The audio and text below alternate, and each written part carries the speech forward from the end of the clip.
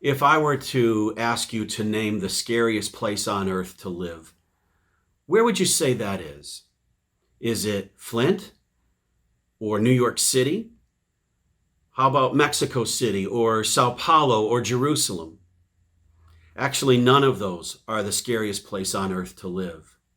How would you feel if I told you that most of us already live in the scariest place on earth? The scariest place on earth to live is right in between our ears. And most of us live there most of the time. You know, what we think about has a direct effect on how we feel and how we respond to events and information. God has some words for us about living without fear inside our own head. And they come to us from Philippians chapter 4, verses 8 and 9. Let me read to you those words from the translation of the Bible called The Message. Summoning it all up, friends, I say you'll do best by filling your minds and meditating on things true, noble, reputable, authentic, compelling, gracious. The best, not the worst. The beautiful, not the ugly. Things to praise, not things to curse. Keep that in mind as you hear from my friend, Dr. Andrea Casey. All right. Greetings, church friends. My name is Andrea Casey, and I am a clinical psychologist at the Hope Counseling Center. Pastor Jeff asked if I could share some thoughts with you today about how to manage fears and anxieties, which is an especially important topic in the midst of this COVID crisis. So while I have a million thoughts on this topic, I have narrowed things down just to one key concept to talk about today. And so here we go. The key concept is this. If we want to get better at managing our fear and our anxiety, we would do well to learn how to think about what we're thinking about. In other words, what do you find yourself dwelling on? What are those thoughts and images and memories and assumptions that go through your mind again and again? Are your thoughts negative and fear-based? Do you find yourself predicting the bad things that could happen? Or are the majority of your thoughts positive and hopeful? Now, at this point, you might be saying to yourself, why do I need to think about what I'm thinking about? How could that possibly be significant and helpful? Well, it's significant because in addition to our biochemistry, it is our thoughts that drive our emotions. Our emotions do not just come out of the blue. Psychologically, what happens is this. A situation occurs, and then in an instant, our brain gets to work and we have a thought or an assumption or a perception about what just happened. And it's actually those thought processes that drive and create our feelings. So, for example, if your thoughts about the coronavirus today have centered on the losses that have occurred, then you're probably going to be feeling sadness and grief. If tomorrow your thoughts focus on maybe the potential dangers of the virus, then you're probably going to be feeling anxious.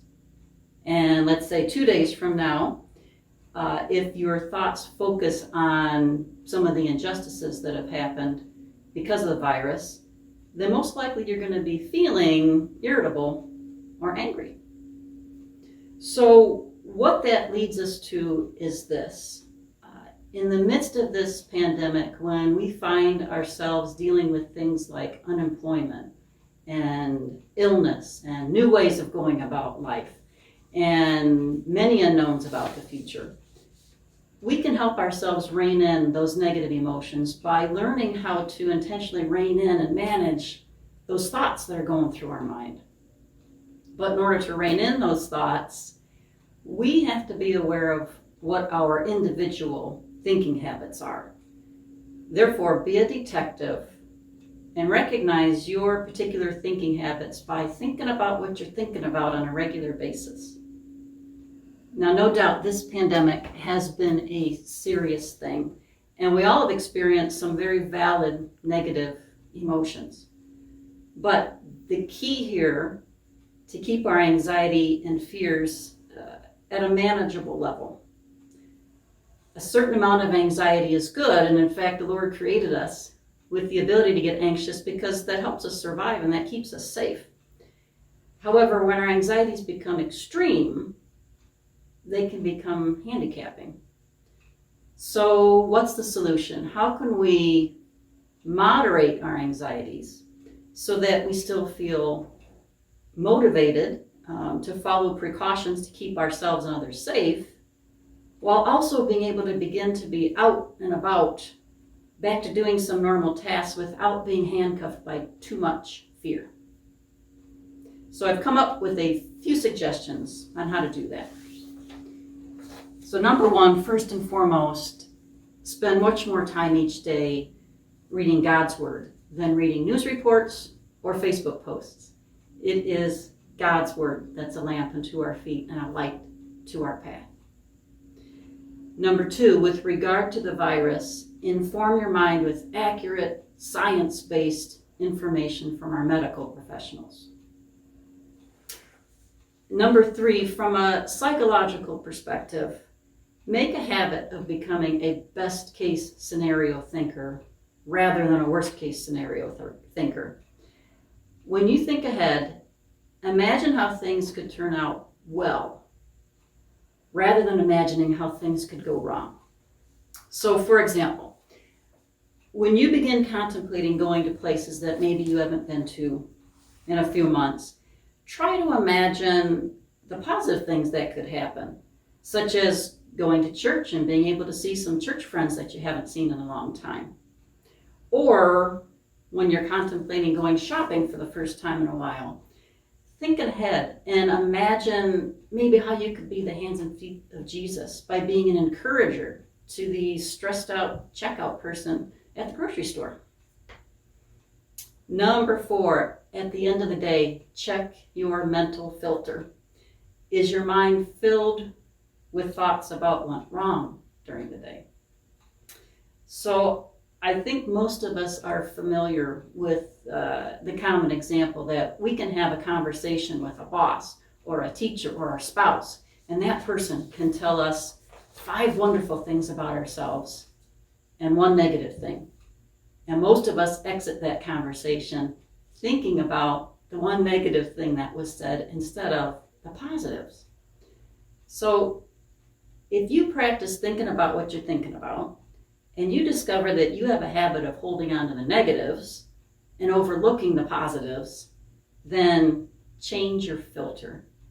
Rebalance your thinking.